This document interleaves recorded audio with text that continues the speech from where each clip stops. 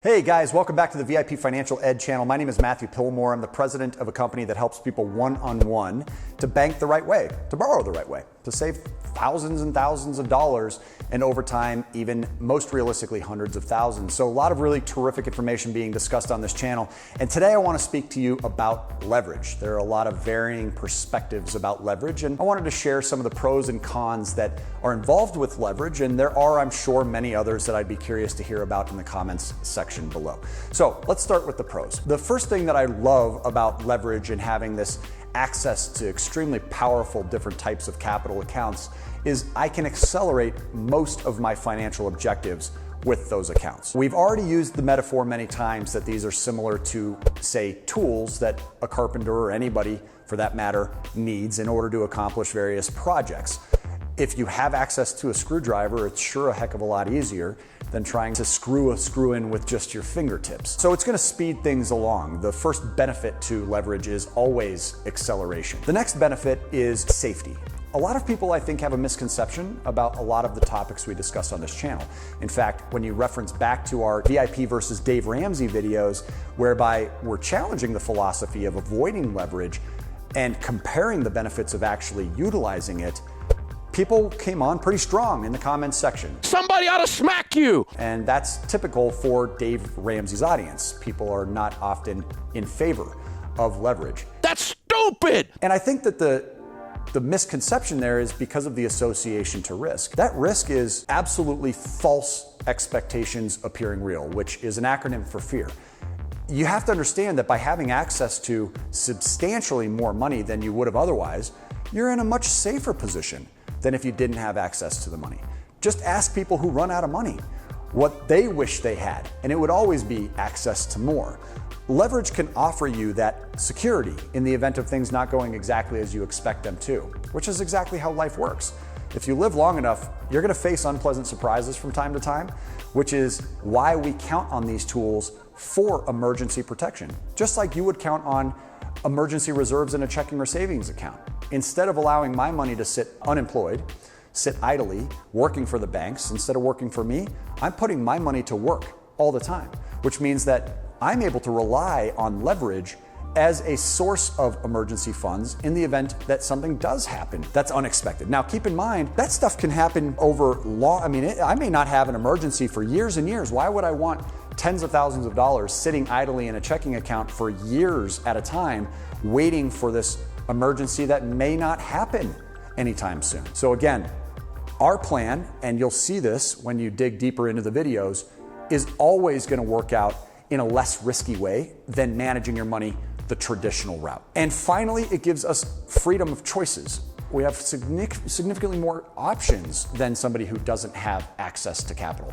If I'm able to leverage, say, $100,000 into 4 properties, that gives us, say, cash flow on each property versus taking $100,000 and buying 1 property outright, I'm able to put 4 down payments of 25% on 4 additional streams of income versus just 1 stream of income. And by utilizing the various techniques on this channel to pay off that debt in a fraction of the time, I'm left with just the assets. So I could end up with 4 times the assets than somebody else who's choosing not to leverage and choosing to avoid it and paying cash for everything. Paying cash for everything is an extremely slow way of going about creating wealth. I would argue that it is an extremely unique situation. Only those anomaly circumstances where somebody can demonstrate extraordinary wealth development without leverage being involved. So those are the pros. I'm obviously in favor of leverage. I'd be curious to hear your thoughts below. Let's talk now about the cons of leverage and why some people choose to avoid it. The first con, I think, boils down to behavior. So it's going to be related to just general abuse. The reason that Dave Ramsey has a really substantial following is because most people have a difficult time being fiscally responsible and living within their means. So if you're earning $2,000 a month, you have a very small lifestyle capability. If you're earning $20,000 a month, but you're spending $21,000 per month, guess what? You're in a lot of danger. And because of fiscal irresponsibility, people have managed to pile up record numbers of credit card debts yet again.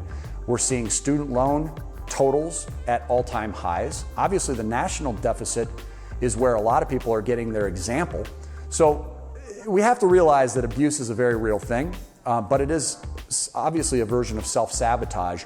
And if you are irresponsible with your money and you don't have a good track record with it, then utilizing the techniques on this channel would be premature. It would be a dangerous thing to do. The second downside to leverage is the subject that you are utilizing leverage for will have lower margins. So again, if I'm buying 4 long-term rental properties with $100,000 worth of cash in the bank, using 25% down payments and financing the other $75,000, those 4 properties would cash flow net substantially less each than that one property would cash flow if I just took that $100,000 and went out and bought a house with cash. Now, one technique that's commonly popular when it comes to real estate investing is actually utilizing the cash initially, the cash reserves, to buy something, and then you pull money back out of that asset in the form of either a cash out refinance or in the form of a revolving home equity line of credit, which gives you access to the same liquidity, but it also gives you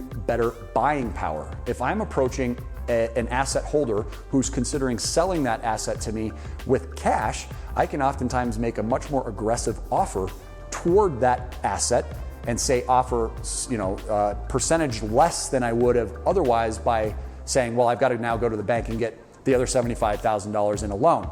It doesn't give me quite the same buying power. So in that respect, obviously, I think leverage can be working against you temporarily while you're waiting to go back out and access from the equity of that asset. And finally, I think that the downside to leverage is that it's just misunderstood. So again, they're putting themselves in unnecessary danger by not having a complete comprehension about what goes into leverage and leveraging the right way. And if you don't comprehend something as intricate as the banking rules, you're obviously going to be at a disadvantage because the banks understand it completely.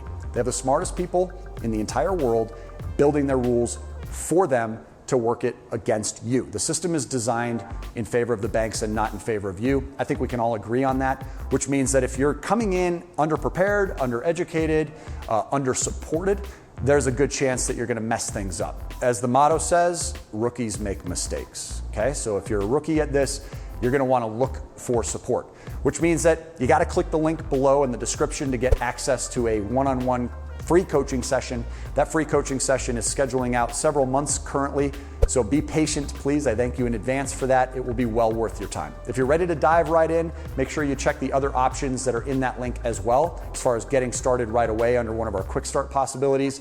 In either direction you choose, make sure you take action. Inaction is absolutely the worst thing that you can do here. The biggest mistake you can make is not doing anything at all. So you've got to be sure to take action, and we're here to help you in any way that we can. So check those choices below in the link, freecoachingcalendar.com. In the meantime, if you're not yet subscribed to the channel, make sure you hit that red button, turn on the bell notifications so that you're alerted every time we put new videos out. And if you like these types of videos where we're discussing the power behind leverage, make sure you drop a like on the video because it certainly tells YouTube that this is a video that's worth watching so that other people can see it too. I want to hear your comments below. Has leverage ever worked against you? Tell me about a situation where maybe you didn't have the best outcome as a result of leveraging. And please understand that leverage is intended to purchase assets. Leverage is intended to create wealth. If you're using other people's money to enhance your lifestyle, meaning you're using it to buy things you don't need, you're using it to buy things you can't technically afford, then you're gonna end up in trouble. And that's where most people are. That's part of the irresponsibility part of this conversation. So guys, I'm very excited about speaking with you in person on our coaching session. Until then, enjoy all of our videos and make it a great day today. Take care.